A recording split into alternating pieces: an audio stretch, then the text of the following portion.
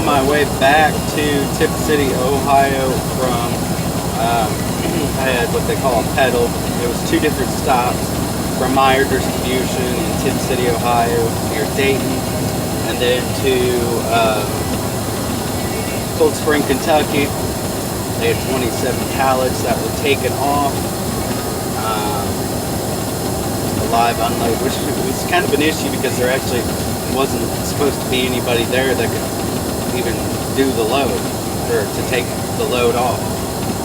And then after that, 27 different pallets. I then went to Lexington, Kentucky, to a store there for them to take 1 pallet off, just 1 pallet. And the first store, they didn't know where to put it because usually they take it off, they set it, and it starts getting ready to get put out. But he said he was going to have to sit there for a few hours, and it was like cold stuff. So that's fun. Don't know. I just get paid to deliver it. And I guess they didn't want me going to Lexington first, dropping that off, because it was just 1 load. They could put it at the front, drop that off, then on my way back I stopped in Cold Spring at that store. Guess not. I guess it didn't make any sense to do that. I guess they want me to go to the closest stop first, and then the next stop furthest one away. Alright. It didn't take me too long to get that done when I got to the dock and everything. Which is pretty nice because I just swoop up. The entrance to the parking lot was like right there. There was like a road, and then the entrance was right there, so I came in, swung around so I'd be not blindside, and then I just pulled up and backed right up to door number 8, and obviously with my doors open, don't let me switch it there, and like a minute later they were already done. So that was nice, and I got out of there, and then that's the fun part, trying to get back to Ohio from Kentucky in the morning, or also in the evening around 4:30 to probably about 6:30. It's almost impossible. The bridge, it's the Brent Spence Bridge. They had it, it's being worked on. It's got like a tent over it, so they call it the tent bridge, which is pretty funny. So that I had to go through there, and you never know what it's going to be like through there, because I listen to the radio, obviously, so I only listen to the channels that do the traffic in the mornings, in the areas where I'm going. If I hear them doing traffic, I'll stay. If they're not doing traffic, then I won't listen to it, because I'll listen to a different channel and try to find one that'll do traffic in the morning, because if you have traffic reports going on in the morning on the radio, then you know what you're doing. You know what to expect when you get up there. And it's usually always the same places. It's Kyle's Milton Bridge. Always slow, Kyle's to the bridge. But it was a little further back than it normally is. This was like still probably about, I'd say about 10 minutes until I even got into Kentucky. So 10 minutes turned into about 30 minutes. I was probably in traffic for about almost an hour, probably 45 minutes, 50 minutes, an hour maybe. And I was in traffic for such a long time, and it was aggravating, but it's whatever. There's a lot of people that are going into Cincinnati, that work in Cincinnati, live in Kentucky. A lot of people in Cincinnati that work in Kentucky. So, it's just cold, man. So pretty much, like, every single day it's like that usually it's about, I'd say about 7 is when it starts. And it starts kind of thinning out about 9:30. But today it was like early, about 6:23 is when I got up over there in Fort Wright area and Covington type area, and it just was terrible already. And so you sit in traffic for just such a long time that it can get you slowed down. And the other thing, they're talking about it right now on the radio, the other part was that you got the left lane that closes off, and then you got 2 lanes in the bridge that are closed off. So you either have to go 2 different ways. You got to go left to get to Dayton to 75 North, and then on the right you got to go to Columbus or anywhere that way, Norwood lateral type area. You got to go in the right lane to get to 71, and so that was kind of a difficult time because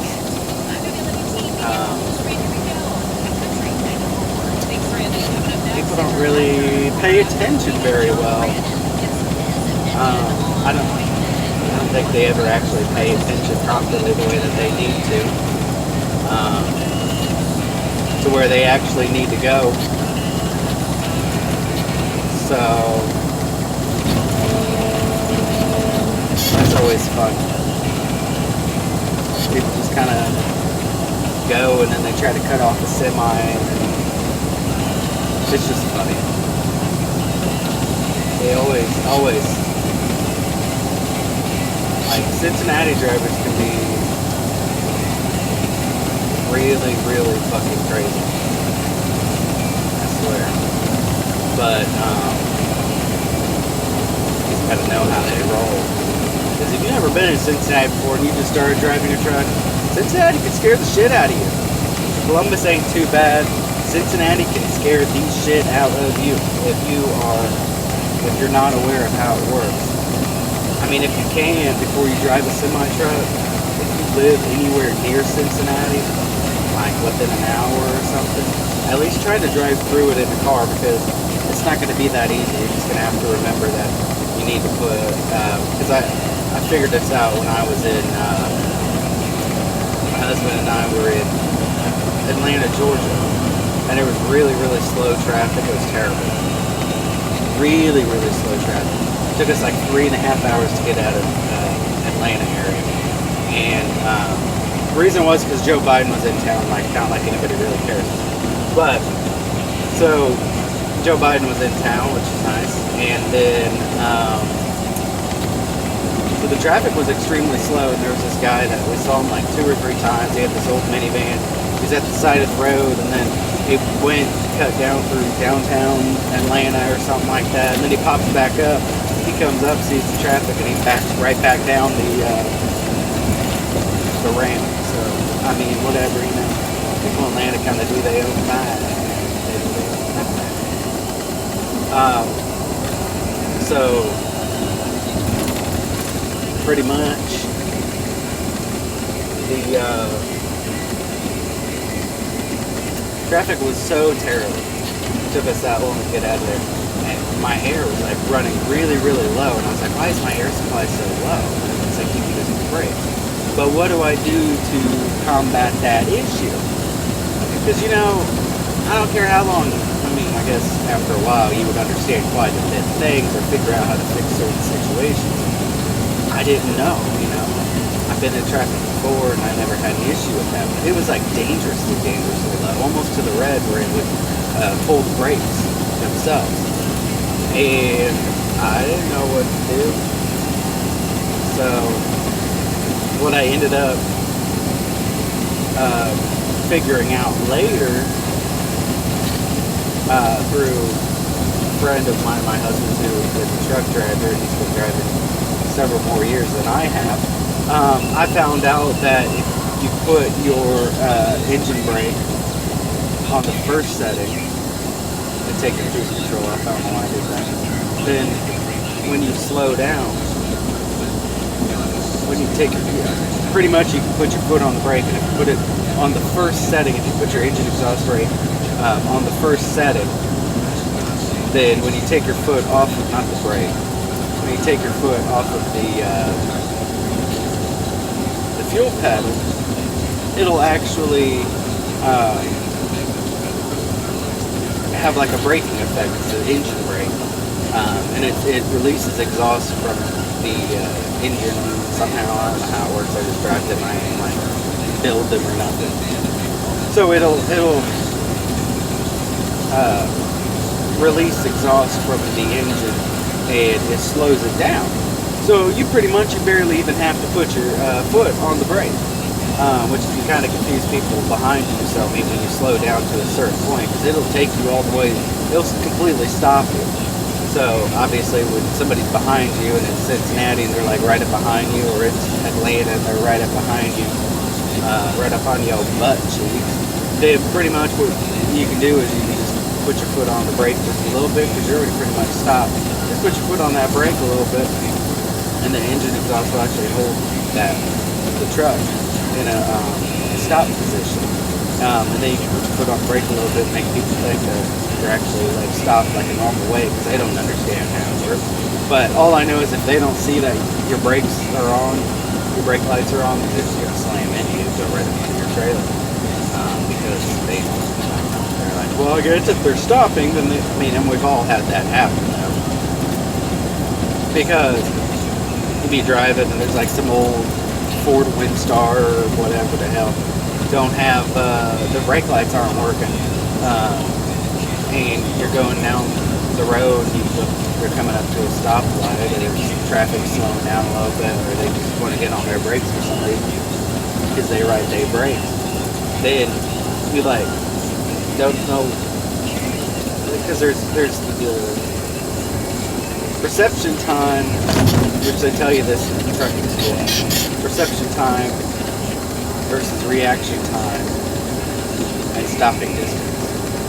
Perception time, reaction time, stopping distance.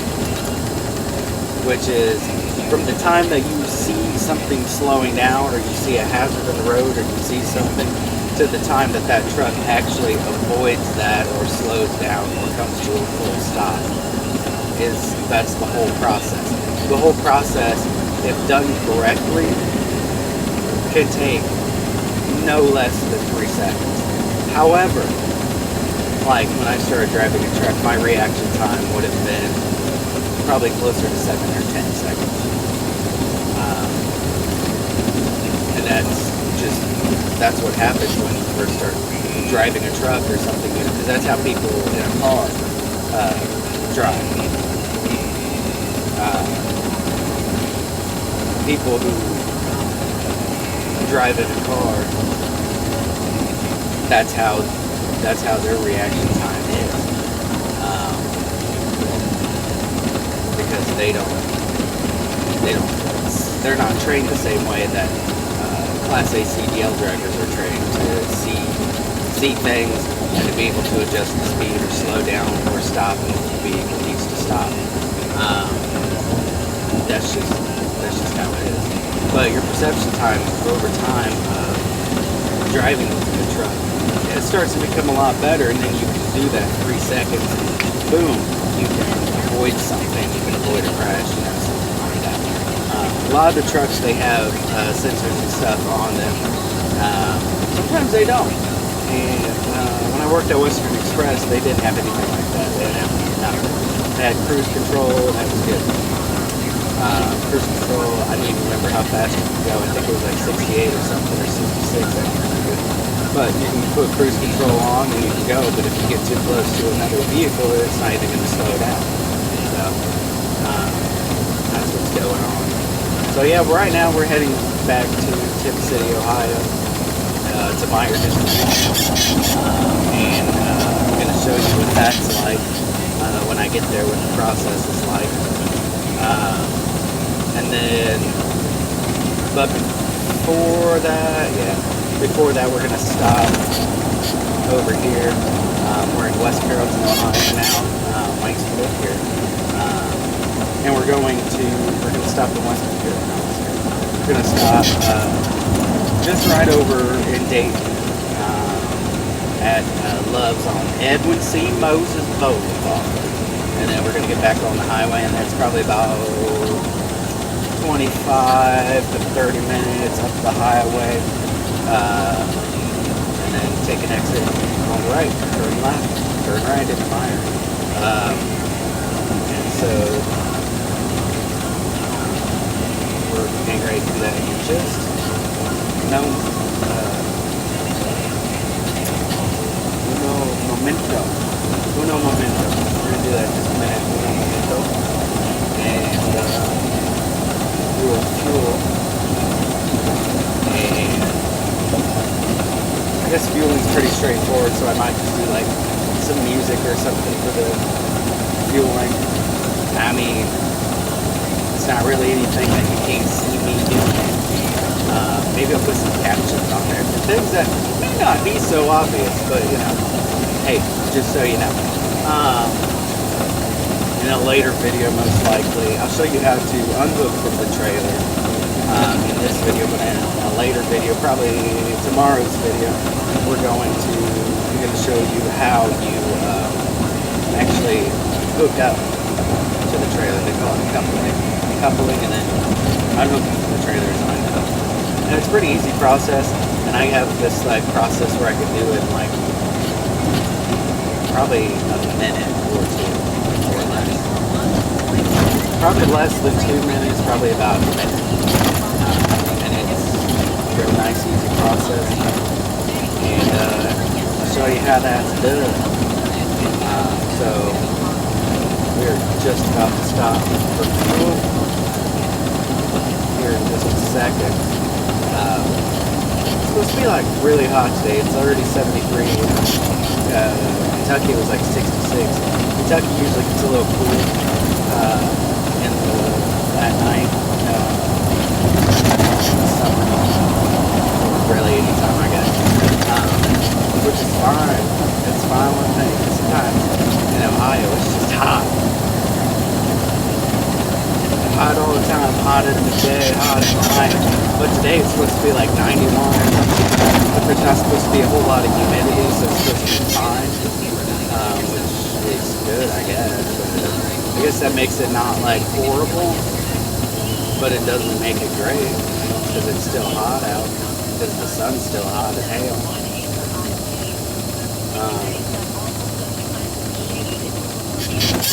Here's our exit number 51.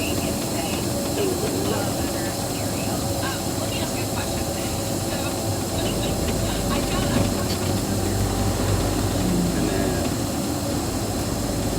it's a little slow through here. It doesn't get like horrible usually up in Dayton. Dayton doesn't usually have real bad traffic. I should say real bad traffic in this area near Edmond C. Moses. Because this truck damn near hit me. Sunbelt Renters truck almost hit me.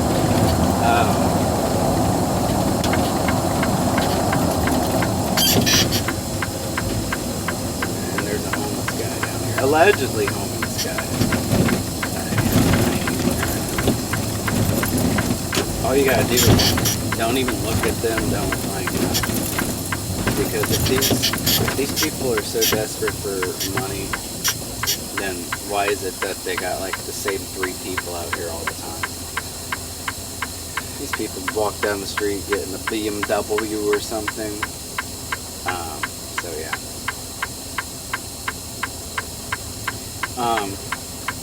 Now usually I get to work. My start time is 2300, which is 11 p.m. military time. The 24 hours though. So sometimes I get there at 11, sometimes I'll get there earlier, it just depends. Because if I can get there earlier, then sometimes I can get done at a pretty good time. I can get some good loads in. Kind of a tight turn, and people always want to be in the turn lane like right up at you, right up at the turn left on ramp to I-75 south. Yeah, why would it go I-75 south? But anyway, But yeah, sometimes it can be like, it can be difficult right up in here. Sometimes these places get very, very tight. This Love's ain't too bad. It can be a little ghetto sometimes at night, but sometimes it's fine. Sometimes it's fine. Sometimes it's fine. A lot of times it's ghetto. At night it's usually ghetto though. It gets real oh.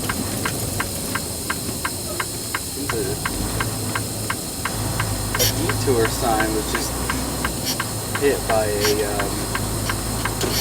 truck with the trailer. The trailer like whacked it a little bit and it fell. Nobody's gonna know there's construction up there. Nobody's gonna know where the detour's at. They're just gonna be like wandering around like, he went in the wrong way. Like watch them get lost. When trucks go in the wrong way at the fuel islands, that's always funny when they do that. That's some good shit. Now, how is there a New England motor freight trailer in front of me? Like, how? So we're going to pull to where it'd be nice and easy. Now, with US Express, who I work for, I don't have to get a fuel solution or call or nothing to get fuel at Love's because they have a contract with Love's. So I can literally pull into any Love's anywhere and get fuel, which is fine because Love's is pretty nice. Sometimes Pilot and Flying J can get real trashy. So yeah, let me show you how we fuel.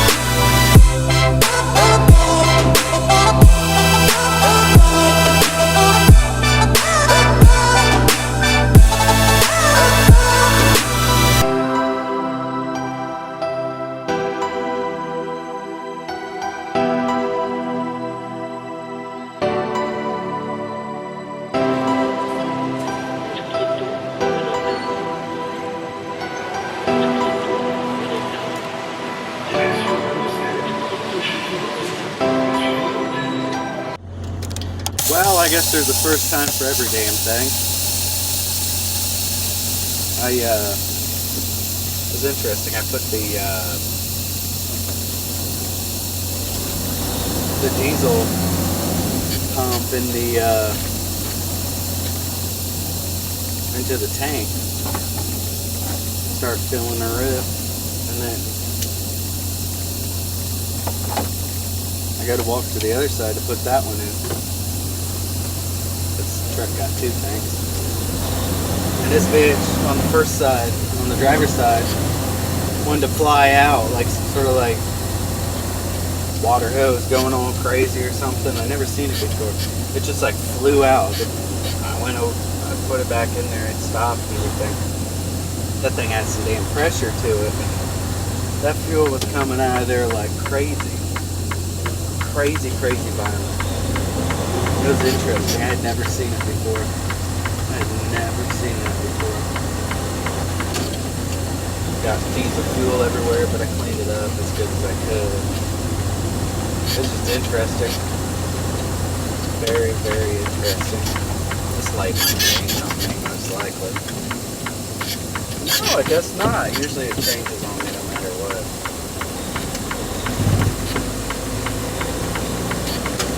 Pretty quick light. But yeah, so that was fueling. I forgot to do the DEF, but hey, DEF ain't even that fun anyway.